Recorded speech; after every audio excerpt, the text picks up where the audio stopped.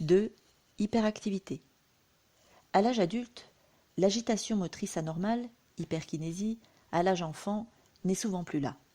Il s'agit plus souvent d'une agitation de certains membres, une tension ou un bouillonnement interne, une impossibilité de rester longtemps assis ou debout au même endroit, et surtout, un enchaînement important d'activités inachevées et éventuellement de paroles incessantes, pas souvent opportunes ou réfléchies. Certains disent qu'ils ont l'impression d'avoir plusieurs moteurs à l'intérieur d'eux-mêmes, dans la tête et les jambes. Certains suivent toutes leurs idées en même temps et essayent de mener les tâches correspondantes en parallèle, pas toujours avec succès. En plus de leur mental trop actif, ce sont souvent des stimuli extérieurs qui les déconcentrent, les fait zapper et les empêchent de mener leurs affaires à terme. Tout cela rythmé par un enthousiasme trop rapide et trop fréquent. Ils peuvent être excessifs dans ce qu'ils pensent et font, étant obligés de mettre la barre très haute pour trouver la motivation et donc la concentration qui les soulage de leurs pensées incessantes. Certains prennent des risques physiques pour sortir régulièrement de leur prison mentale et émotionnelle. Ils ressentent une excitation interne permanente qui les empêche de rester tranquilles mentalement et physiquement. Ils ont du mal à travailler derrière un bureau.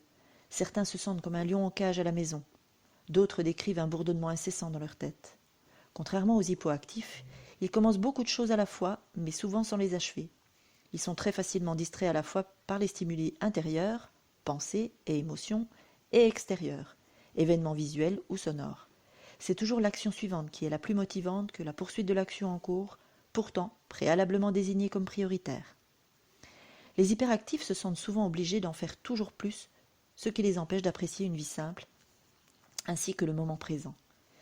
Ils arrivent à achever beaucoup de leurs tâches, mais au prix d'efforts ou de stress incompatibles avec une vie épanouie. Ils utilisent alors souvent leur capacité à hyper-focaliser pour terminer ce qu'ils entreprennent au détriment d'autres activités trop routinières pour eux.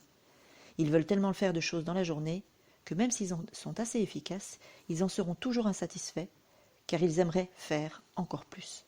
De plus, leur état de stress ou d'épuisement ne leur permet pas de profiter de leurs acquis et succès.